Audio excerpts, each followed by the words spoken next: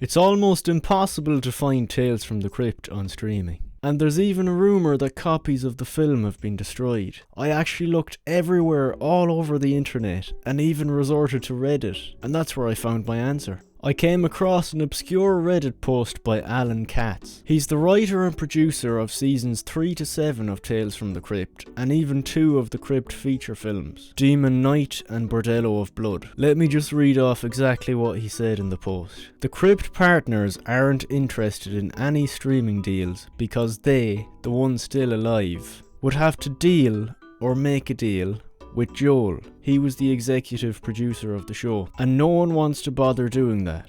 So instead, Crypt lives, such as it is, on YouTube as a freebie. Okay, that completely debunks the fan theory that copies of the film have been lost or destroyed. We heard it straight from the writer and producer of the show in a Reddit post that only has 5 upvotes. And just to warn you, because this is my first video covering Tales from the Crypt, I'm about to do a lot of yapping before I get into And All Through the House, the Christmas special we're looking at today, because Christmas is on the way. But I won't torture you, so if you want to get started right away, be my guest. I've timestamps down there. I don't know if my finger's in the right place, but they're down there somewhere. Go ahead and skip ahead if you don't want to hear me talk about the show before I get into the episode. Anyways, I'm Kai, this is Stop the Lights. Go ahead and switch off your lights if you want to, because we're about to get into something frightening here. And don't mind this stupid shirt that I'm wearing.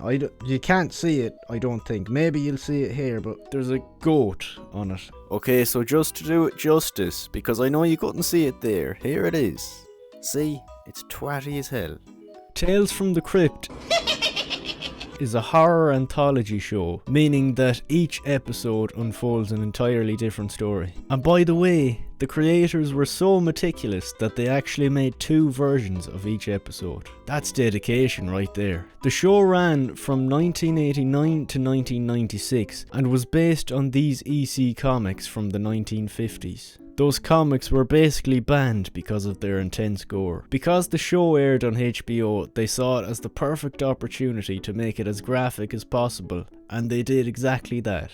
It's composed of 7 seasons consisting of 100 episodes altogether. On top of that, it has 3 spin-offs based on it. A game show with the Cryptkeeper as the host that aired on CBS on Saturday mornings. And even a cartoon called Tales from the Cryptkeeper, which was actually rated G, which means that all ages could watch it. Let's talk a bit about who worked on the show. It was created by Stephen Dodd, and there were a shitload of directors who worked on it, including Arnold Schwarzenegger for one episode and Tom Hanks for another one, which I was extremely surprised by. And it even launched careers for many extremely successful A-list actors that we all know. If you don't know at least one of them, then you've lost the plot. I'm sorry to tell you. These include Brad Pitt, surely you know him, Ewan McGregor, who played Obi-Wan Kenobi in Star Wars. Hello there. Daniel Craig, who played James Bond. The name's Bond. And Patricia Arquette. Each episode is hosted by a zombie-looking guy called the Cryptkeeper, voiced by John Kassir. He's a puppet with a pun-heavy sense of humour and an obnoxious laugh. He introduces each episode and acts as the storyteller. Now if you look closely, he literally has the exact same eyes as Chucky. That's because the special effects expert Kevin Yeager did both Chucky and the Cryptkeeper's makeup. Maybe he got a bit lazy and just slapped on Chucky's eyes or something, I don't know. Now the show was actually made for adults, but many believe that it was secretly made for kids because of the Cryptkeeper's shitty jokes. The things some folks will do to get ahead in show business.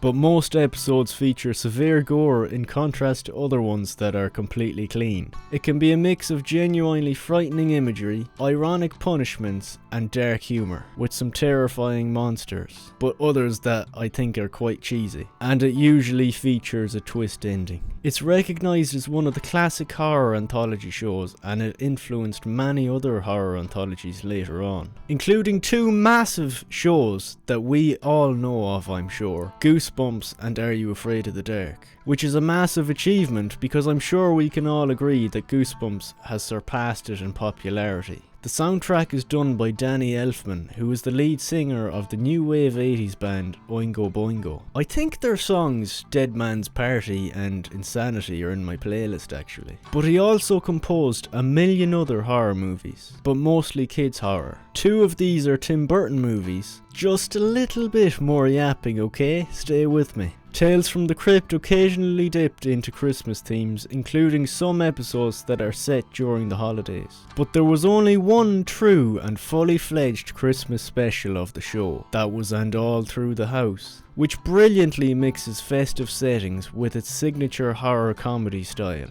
And a very interesting fact that I learned recently is that the guy who voices the Cryptkeeper, John Cassier, actually recorded a few horror-themed Christmas albums in the past. These include Have Yourself a Scary Little Christmas, Deck the Halls with Parts of Charlie, and 'Twas the Fright Before Christmas. I have to say the second one is my favourite. The episode we're talking about today, And All Through the House, is widely considered by fans to be one of the best episodes of the show. Many people revisit this episode during Christmas due to its spot-on portrayal of the homicidal Santa trope, and because it pioneered the killer Santa icon. That David Harbour movie, Violent Night, have any of you seen that? That was actually what I'd resort to when I think of a killer Santa, but I think this episode did it way better. This isn't actually the antagonist from this episode's first appearance. He appeared in the 1972 movie of the same name, Tales from the Crypt. But as we can see here, come on, let's take a closer look now. Geez, he just looks like a regular Santa. Nothing scary about him. Now I'm looking at him here. That Santa was dressed in a slightly oversized costume,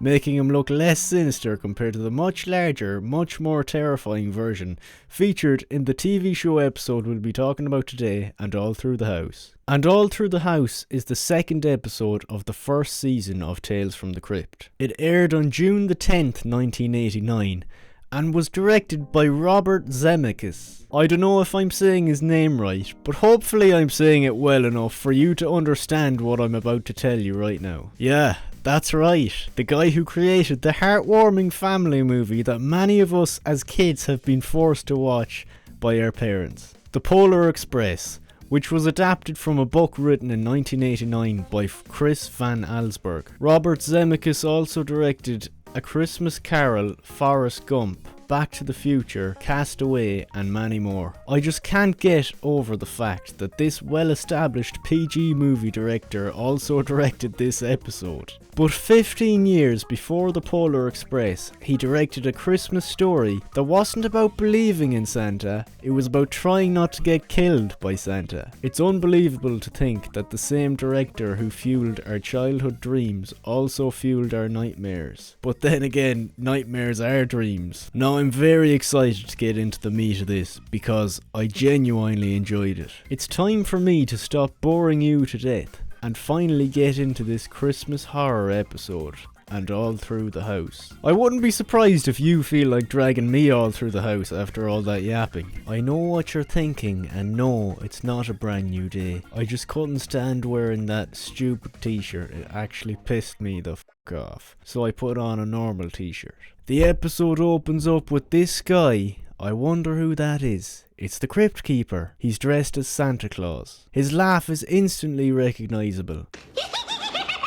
He says he's having holiday fun and then rhetorically asks why else he would be in this costume. And then makes a shitty joke about having a clause in his contract.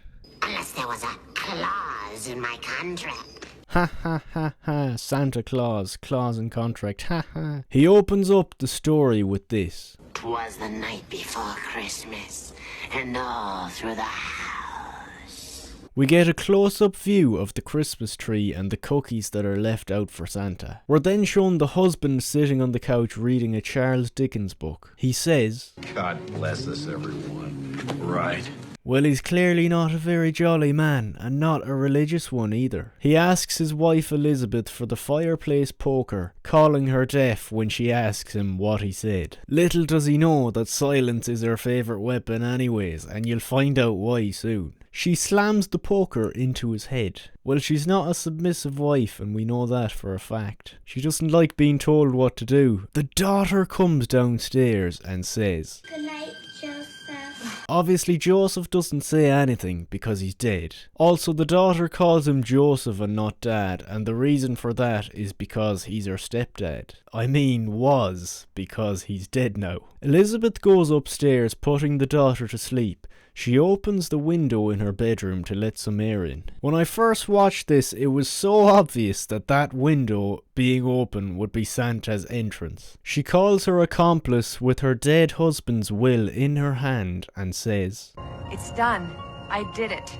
"No, bitch, I don't believe it is now. Santa's coming for you, and not to give you presents." Anyways, she killed her husband to get his money. She concludes with, "Merry Christmas, darling." She puts a bag over his head like she's about to smother him or something. Bitch, he's dead already. Are you stupid or something? How many times have I asked you to lose some weight? Well, maybe if you went to the gym you'd be able to lift him. As she drags his body outside, we hear from this radio that a mental institute escapee dressed as Santa Claus killed 4 women in her area. Now, of course, she doesn't hear this because she's too busy disposing her dead husband's body. Situation.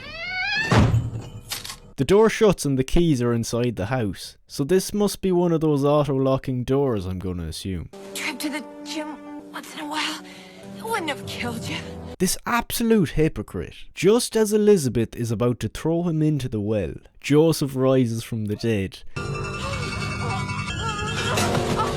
Now how in the hell is he still alive after that bag was wrapped tightly around his head for so long? Now you're dead. Never mind, he's fully dead now. And this bitch is about to be fully dead soon as well. Elizabeth blocks Santa's axe swing, grabs a piece of ice and cuts him across the face with it. And apparently the door to the house didn't lock itself. She takes a swing at his arm to get him away and locks the door. She calls the police and then realises that was stupid because she would also get arrested for the murder of her husband. Wouldn't it be great if she just gave them her location? Because then she'd get locked up and that would be brilliant because she's a stupid bitch. Also, she could have just easily said that Santa killed her husband, not her. Remember that window that she left open in the daughter's room? Well, as we can see, that's not how he enters. He chose mayhem instead. She manages to batter him across the head with the axe, but not the sharp side. So basically, she's still f***ed. I'll stop you there. I can see that you're not subscribed. Why is that? Santa will come for you if you don't subscribe. And he'll be giving you a lot worse than coal. He'll give you a kick in the ass and maybe an axe in the ass. So go ahead and subscribe to protect yourself. Thank you. Elizabeth gets a call from the police and they say that they're sending men to all houses in the area, including hers, to make sure that she's safe. I didn't kill him. Santa did it. Didn't you, Santa? She's finally using her brain, and I would say that it's about time, but I couldn't give a rat's ass what happens to her life, because she's an evil woman. She slams the axe into Joseph's head once again. The front door of the house shuts, waking the daughter up. The daughter knows that it's Santa that has arrived, but it's not the Santa she was hoping for. She doesn't know that part. Well, not unless she asked for her and her mother to be killed this Christmas. Also, it's very strange how she's only waking up now. Did she not hear all that screaming? She must be a very deep sleeper. Elizabeth calls the police once again and she realises that Santa is no longer knocked out outside. So this time she gives the police her full address. She remembers that Joseph left a gun in the closet, goes to get it, and the door handle is so shitty that it fucking falls off. And let's talk about that window that was left open in the daughter's room again. Oh my God! Jerry's window! He is indeed entering through there, and he's got the ladder prepared and everything. And it's gonna be awful hard for Elizabeth to save her, cause the stupid bitch locked herself in the closet.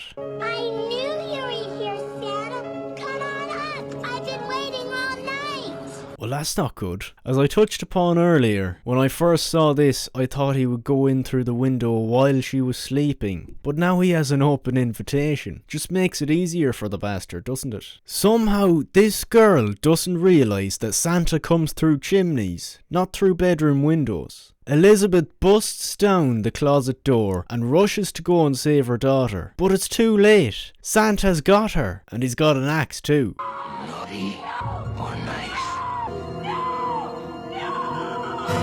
For feck's sake, quiet down, she's so annoying. And that's the end of the story right there. We cut back to the Crypt Keeper, who's clearly had enough of his Santa costume. He says another one of his shitty puns. Be careful what you axe for this Christmas. Now, one thing I do have to say about this episode is that it had an extremely high production quality. It was like a fully fledged movie. I suppose it's because it was in the hands of Robert Zemeckis. He might have organised a thing or two. And you know how I mentioned that he always adds a dreamlike quality to his movies to make you feel the magic of Christmas? Well, this surprisingly does that too. Right from the beginning, I was feeling in the Christmas spirit. It showed us a cinematic view of the Christmas decorations in the sitting room as the Christmas song was playing. You know that song, Chestnuts Roasting on an Open Fire. I can't sing it because I'll get copyright, and I couldn't play it because I'd get copyright. But yeah, even though it's about a killer Santa Claus, it still gets you in the spirit of Christmas with its themes. But other than that, it has no correlation whatsoever to the Polar Express or any of Robert's other movies. Robert Zemeckis clearly does a great job at transitioning to different types of media. But seriously, I really enjoyed that episode, and I can't believe that this director worked on it.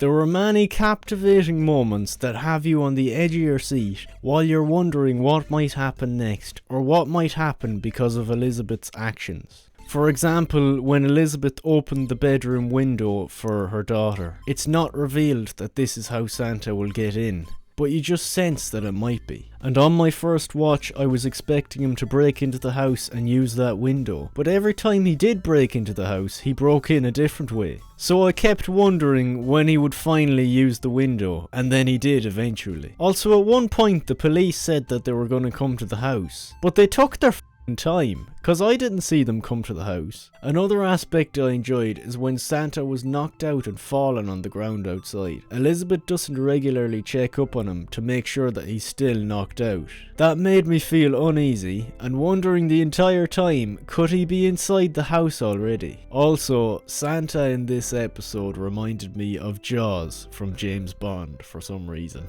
Anyways, thanks for watching, and let me know if you'd like to see me cover other Tales from the Crypt episodes on the channel, or what other shows you'd like to see me do. Good luck.